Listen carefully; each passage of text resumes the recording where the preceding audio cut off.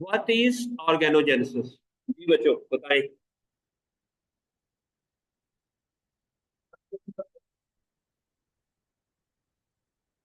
जी बच्चों, आप ऑर्गन से कहते हैं ऑर्गन।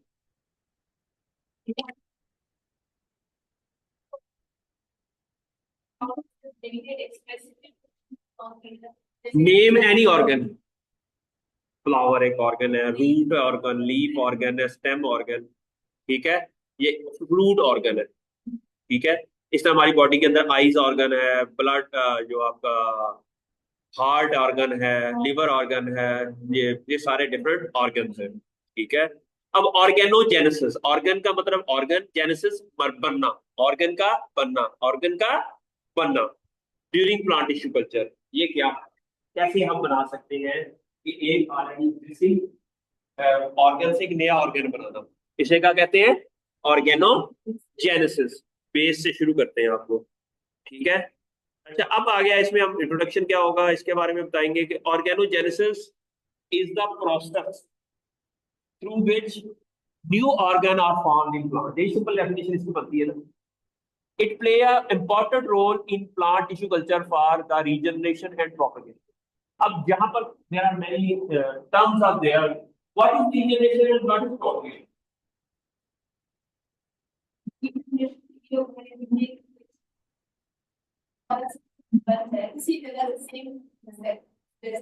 जनरेशन का मतलब क्या है? जनरेशन, आपकी जनरेशन, रीजनरेशन, वही जनरेशन दोबारा से आ जाना, वही जनरेशन।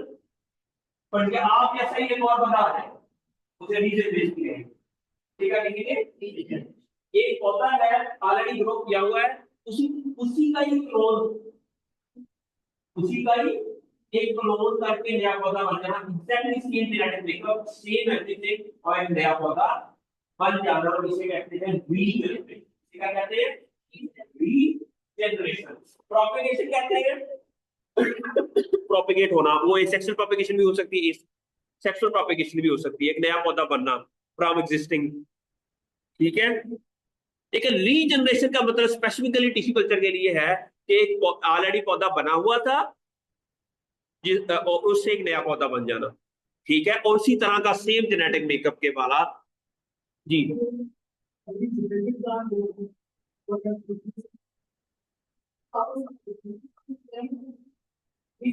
हम एसेक्सुअल प्रोपेगेशन को भी करते हैं, एसेक्सुअल प्रोपेगेशन के अंदर रीजनरेशन जो, तो हम जब कटिंग लगा देते हैं, वो भी रीजनरेशन हो गई।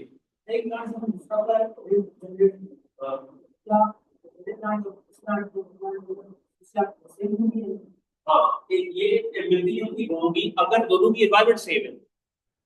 मैंने एक लफ्ज पढ़ा है ना, एपिजेनेटिक्स। तो एपिजेनेटिक्स का मतलब क्या होता है? Around genetics. अगर बाहर की एनवायरमेंट, अगर दो पौधे हैं सेम है, और अगर उनको सेम का एनवायरमेंट देंगे तो सेम ग्रोथ होगी। लेकिन अगर एक पौधे को अच्छा पानी देंगे, एक को पानी नहीं देंगे, तो क्या होगा?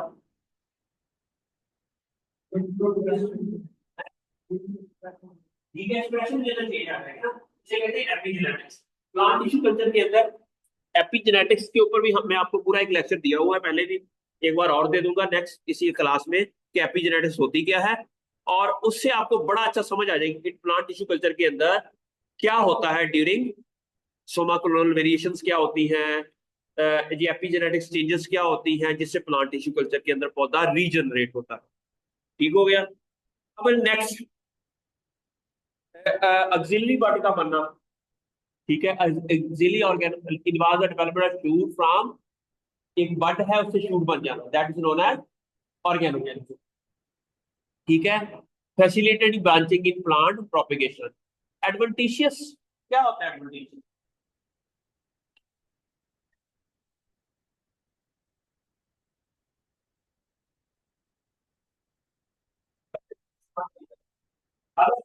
स्टैंड के अंदर से निकला है, वो एडवेंटिशियस अपनी असल जगह से ना निकले, कोई ऐसी चीज जो अपनी असल जगह से ना निकले, उसे हम एडवेंटिशियस कहते हैं।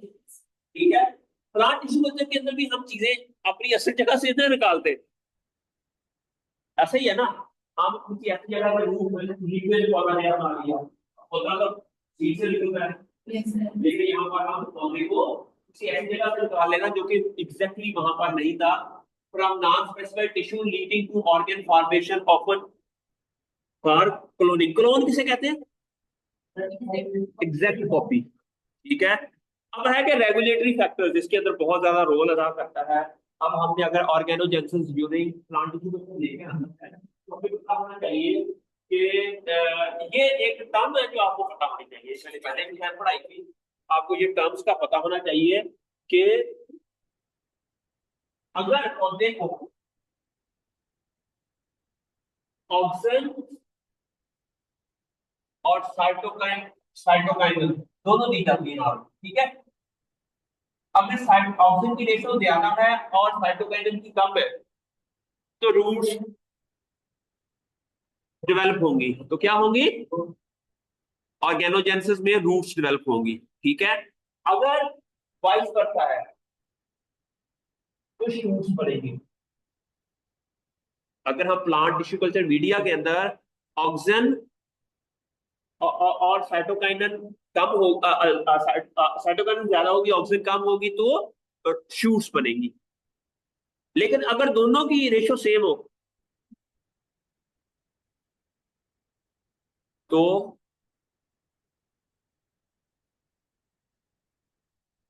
क्या होगा?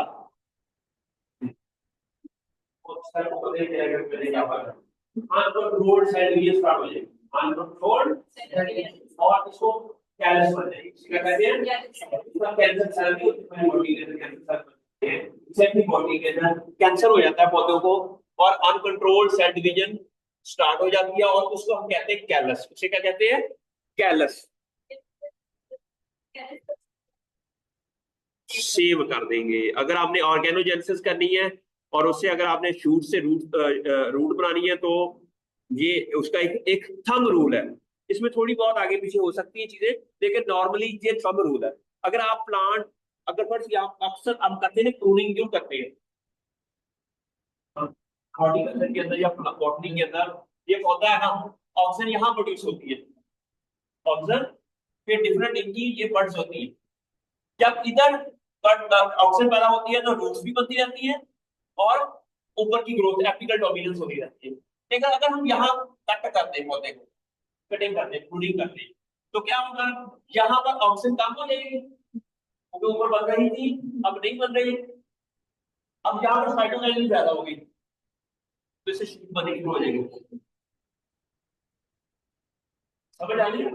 अच्छा अब अगर यहाँ पर फिर ऑक्सीजन बन रही है टिप्स के ऊपर फिर हमने यहाँ पर कटिंग कर दी तो यहाँ से नई ब्रांचेस बननी शुरू हो जाएगी। फिर अगर यहाँ पर कटिंग कर देंगे अगर आप चाहते हैं कि बुशी प्लांट हो क्या हो? एक तो होता है ट्री टाइप लंबा एक होता है बुश टाइप फैला फूला हुआ। अगर फैला फूला हुआ हो तो ज्यादा प्रोडीन कर दें हम चाहते हैं कि 5 फुट से ज्यादा पौधे की हाइट ना हो लेकिन इस तरह जितना मर्जी फैला हो। ठीक है। इसका फायदा क्या होता है कि हम एग्रीकल्चरल प्रैक्टिसेस करनी होती है तो हमारे लिए इजी हो जाती है। आपने स्प्रे करनी है आपने फ्रूट को हार्वेस्ट करना है। ठीक है। तो आपके लिए वो एग्रीकल्चरल प्रैक्टिस अगर एक पौधा इतना लंबा है मैंगो का पौधा है उसको मैनेज करना मुश्किल हो जाएगा। ठीक है। लेकिन अगर उसकी ये 5 फुट 5 फुट 6 हाइट हो तो काफी है पौधे की। ठीक है। और लेकिन उसकी ब्रांचेस ज्यादा हो तो उससे ज्यादा प्लांट नंबर ऑफ रूट्स नहीं लगने हैं।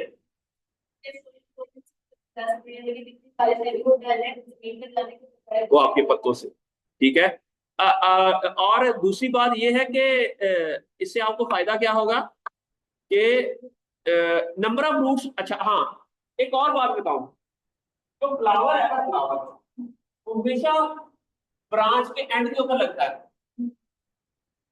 ये नहीं कि यहाँ लग जाएगा यहाँ लग जाएगा यहाँ नहीं होता। जितनी नंबर ऑफ ब्रांचेस ज्यादा होंगी उतने number of flowers. It mean अगर पौधा सीधा ही है ना तो उसमें एक ही फ्लावर रहेगा कैपिटल डोमिनेंस का उसकी नंबर ऑफ फ्रूट कम होंगे। लेकिन अगर हम उसको प्रूनिंग कर देंगे तो नंबर ऑफ ब्रांचेस ज्यादा होगी। कितनी नंबर ऑफ ब्रांचेस होंगी हर ब्रांच के एंड के ऊपर समझ आपको? इसलिए ब्रांचिंग या प्रूनिंग के डबल बेनिफिट है। एक तो भी हमें इजी हो जाता है, स्प्रे करनी, हार्वेस्ट करनी। तो क्या अक्सर आदमी चाइना में लोग क्या करते हैं कि उसको ब्रेक बाहर लगा देते हैं ताकि इसे से बेहतर है पता। फिर खास शेप भी दे देते हैं ताकि वो कोई खास तरह की शेप हो जाए पौधे की। ठीक है, तो ये सारी कहानी हम जब उसकी, इसे कहते हैं ना कि अल्ट्रा हाई डेंसिटी प्लांटेशन कहते हैं इसको। और एक पर एकड़ पौधे भी ज्यादा लगते हैं इसमें, क्योंकि आप लोग इजीली मैनेज कर लेते हो सारी चीजों को। ठीक है, जब बड़ा पौधा होगा ना तो उसका कनोपी बहुत बड़ी हो जाती है ऊपर वाली, और उसकी वजह से ना आप नंबर ऑफ प्लांट्स कम हो जाते हैं। जब छोटा होगा तो कनोपी छोटी होगी और नंबर ऑफ प्लांट्स ज्यादा होंगे। और हमारे लिए अगर सुना है कि 1 एकड़ में गावा को अल्ट्रा हाई डेंसिटी के ऊपर लगाया जाए ना, तो 4 से 5 सालों के बाद 1 एकड़ से 5 से 6 लाख रुपया पास। कोई ऐसा है बिजनेस जिसके अंदर 1 एकड़ में आप 5 से 6 लाख रुपया खर्चे पीछे निकालोगे साल?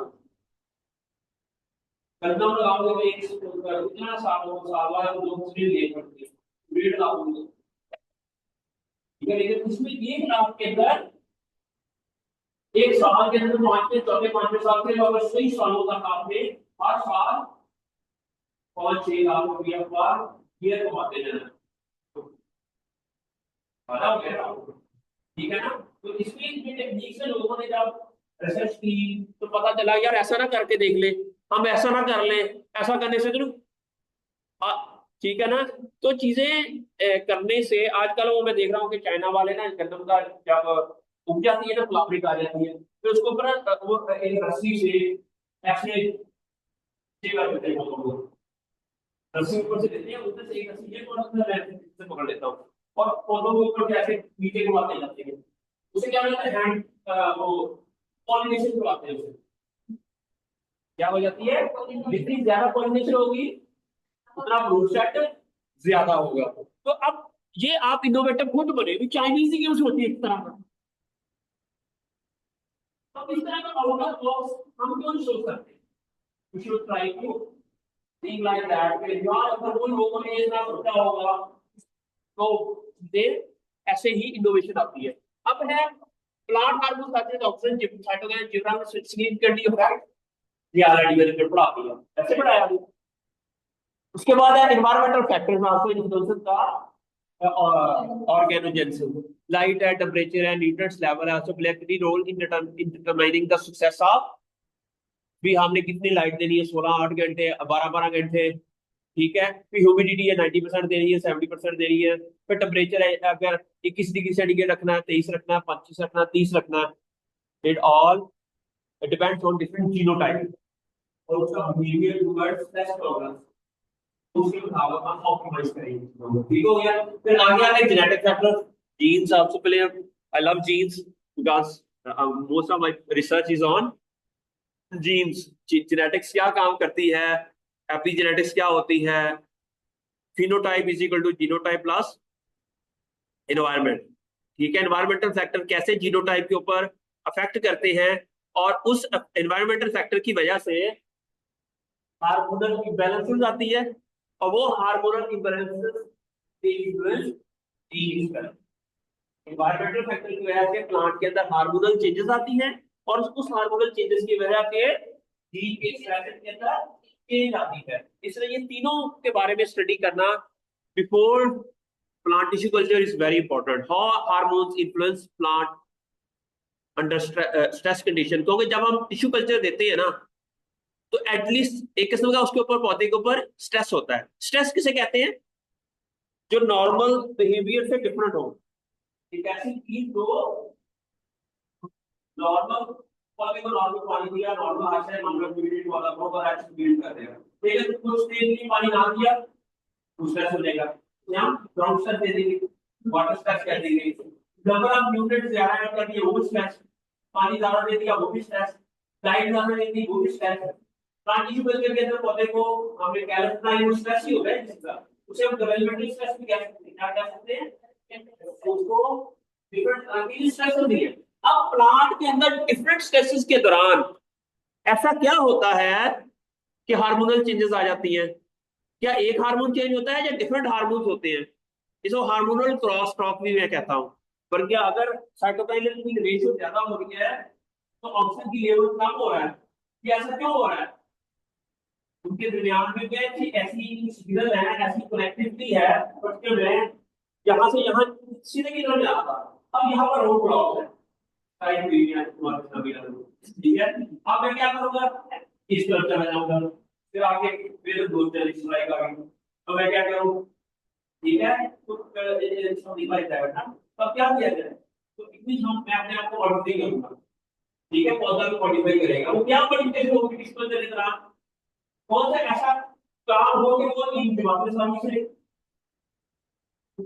अब क्या है, ठीक है। अब आ गया रोज उनको ऊपर कैसे जाया जाए, फिर कहाँ आ गया, ठीक है। अगर किलापी नहीं करता की है आगे जो आंसर था ना बैठा, क्या किया है इस मतलब को कैसे लाया जाए? तो हमने देखना है कोई कोई ऐसा वे आउट निकाला जाए कि ये सारे लोग टेस्ट ना देखो, ठीक है। मिसाइल बन है, या अगर ये ड्रामेबाजी कर रहे हैं तो इनके ड्रामे बन के हैं, इसके आगे नीचे लगा दो पंजाब नीचे लगा और फिर इनकी चादर चार दीवारी का तकद्दुस बरमाल करे हैं। अल्लाह ताला खैर करे, अल्लाह ताला हमारे मुल्क को महफूज रखे, ठीक है। आगे आ गया ऑर्गेनिक प्लांट कल्चर, डेफिनेशन क्या है ये पढ़ लिया हमने, फिर आगे के develop from the organic root to root leaf from the culture tissue. Types क्या होती है, डायरेक्ट होती है, इनडायरेक्ट होती है। डायरेक्ट क्या है, organic develop directly from the explant without callus formation, अगर कैलस ना बने और डायरेक्टली रूट से रूट बन जाए तो हम कहते हैं डायरेक्ट ऑर्गेनोजेनेसिस। अगर पहले कैलस बने फिर नया ऑर्गन बने, वो इनडायरेक्ट होगी। लीफ दिया उससे पहले कैलस बने, उस कैलस के द्वारा रूट एंड शूट रीजनरेट करवाई, तो हम कहते हैं इंटरैक्ट। क्या कहेंगे, इंटरैक्ट। फिर आ गया एक्सप्लांट, लीफ डेस्क है, स्टेम स्टेम सेगमेंट है, ये यूज कर सकते हैं।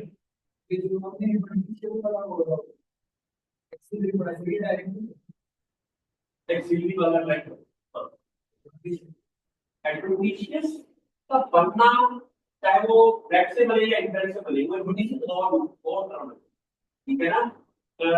अच्छा, अब ये दोनों से एडवेंटिशियस बने, चाहे डायरेक्ट से बने चाहे इनडायरेक्ट से बने। अब की हार्मोन्स क्या है, बीएपी बेंजाइल अमीनोप्यूरिन एंड काइनेटोन है, प्रमोट स्मूथ इनिशिएशन, मैंने कहा था ना, ये स्मूथ को and multiplication in oxygen induce root formation. Then induction phase है high cytokinin oxygen ratio induce formation, while higher oxygen to cytokinin ratio promote root development. ये मैंने ऑलरेडी पढ़ा दिया आपको। फिर आगे है कि स्टेजेस क्या है, इनिशिएशन क्या है, एक्सप्लांट और culture on the neutral media supplemented with appropriate, फिर मल्टीप्लिकेशन होती है इसकी, फिर उसकी एक्लेमेटाइजेशन हार्डनिंग होती है, इसलिए एमएस मीडिया यूज होता है। इसके अलावा बी5 मीडिया भी है, बी प्लांट मीडिया भी है supplemented with appropriate plant growth regulator. फिर एप्लीकेशन में क्या है कि हम लीड जीनोटाइप को मल्टीप्लाई कर सकते हैं, वायरस को बना सकते हैं, इंडेंजर्ड स्पीशीज को कल्चर कर सकते हैं, ठीक है। अब ये सारा काम हम ऑर्गेनोजेनेसिस के अंदर करते हैं।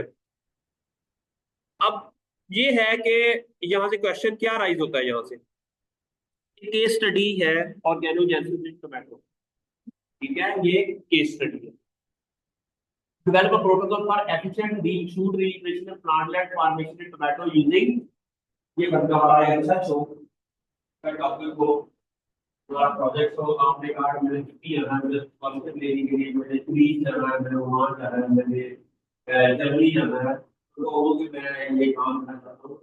व्हाट शुड वी डू, क्या हम पार्टिसिपेट को यूज करते हुए भी फॉरेन स्कॉलरशिप दे सकते हैं, पाकिस्तान के अंदर प्रॉब्लम हल कर सकते हैं, यस, ठीक है। तो उसके लिए क्या किया जाए कि अच्छा, अगर कोई ऐसा ऑर्गन, ऐसा प्लांट जिनका ये सारा काम करने के बाद, सारा काम करने के बाद प्लांट रीजनरेट ना हो, ऐसे प्लांट को कहते हैं रिकैल्सिट्रेंट। क्या कहते हैं? रिकैल्सिट्रेंट। हर प्लांट दुनिया का रीजनरेट हो सकता है। अगर कोई नहीं हो रहा है तो अभी तक हमने उसका मेथड नहीं किया, हमने इसका और कई मेथड यूज करने के बावजूद अगर वो उसका मेथड डेवलप नहीं हो रहा, इट मीन ऐसी स्पीशीज को हम क्या कहेंगे? रिकैल्सिट्रेंट। क्या कहेंगे उसको? रिकैल्सिट्रेंट। इसके लिए जो है leaf disc and cotyledon segment from 2 week old tomato seedling were use. पहले सीड को जर्मिनेट करवाया, उसके 2 वीक्स हो गए, फिर हमने उसका टोमेटो की सील्डिंग दी, ठीक है। फिर हमने उसको एमएस मीडिया बनाया with combination of different growth regulator. उसमें शूट रिडक्शन के लिए ऑक्सीजन को हमने 0.2 mg पर लीटर, और साइटोकाइनेस जो है शूट रिडक्शन के लिए 1.5 mg, ऑक्सीजन जो है पर रूट रिडक्शन 0.2 mg पर लीटर, ठीक है। फिर टेम्परेचर है 25 degree centigrade ±2, 16 hours period with 40 micromole पर मीटर स्क्वायर पर सेकंड लाइट की इंटेंसिटी है, ठीक है। फिर सबसे पहले हमने क्या किया कि एक्सटर्नल को ट्रीटेड किया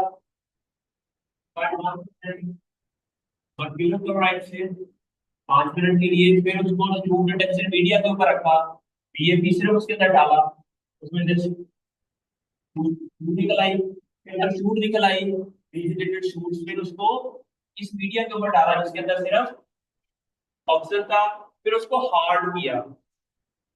हार्डनिंग किसे कहते हैं?